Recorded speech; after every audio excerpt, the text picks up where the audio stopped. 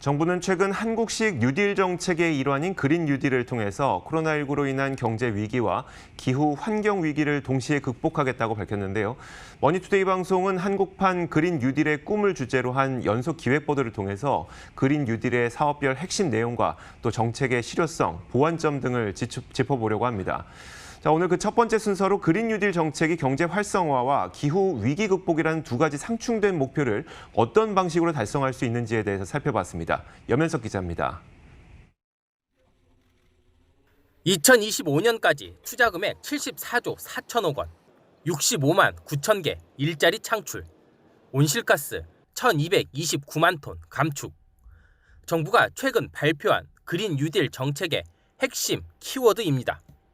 과감한 투자를 통해 코로나19로 타격받은 경제도 살리고 유럽의 탄소세 같은 각종 환경 규제에도 대응한다는 방침입니다.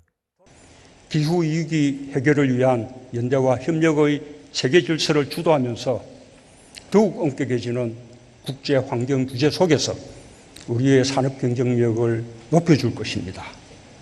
특히 정부 재정이 관련 산업 생태계와 인프라 구축 등 마중물 역할을 한다면 민간 부분의 투자까지 활성화될 것으로 기대되고 있습니다. 또 저탄소 제품 선호란 글로벌 소비 트렌드와 우리의 그린 뉴딜 정책이 조화된다면 국내 산업 전반의 패러다임 변화까지 이끌어낼 수 있을 것으로 전망되고 있습니다. 이번 그린 뉴딜 시책을 통해서 정부의 재정, 민간 투자를 집중해서 산업 경쟁력을 획기적으로 높여주고 일자리도 풍부하게 창출하려는 것이 이제 목표라고 보고 있습니다. 다만 환경 부문, 즉 기후변화 대응에는 의문부호가 달립니다. 실제 이번 그린 뉴딜 정책을 보면 재생에너지 보급을 2025년까지 2019년보다 3배 이상 수준인 42.7기가와트까지 확대한다는 등 사업별 구체적 실행 계획은 발표됐습니다. 하지만 각 사업의 온실가스 감축 효과는 전혀 고려되지 않아 사안에 따라선 오히려 온실가스 배출이 늘어날 수 있다는 우려가 나오고 있기 때문입니다.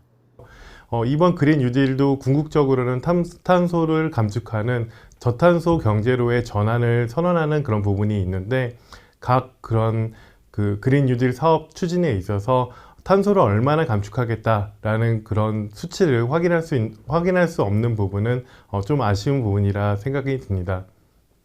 이와 관련 정부는 탄소 중립과 관련된 30년짜리 로드맵을 만들고 추후 세부 계획을 통해 탄소 감축안을 발표할 계획이라고 밝혔습니다.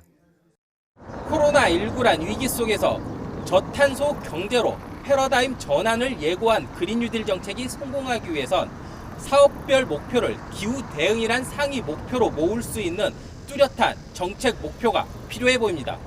머니투데이 방송 염혜석입니다.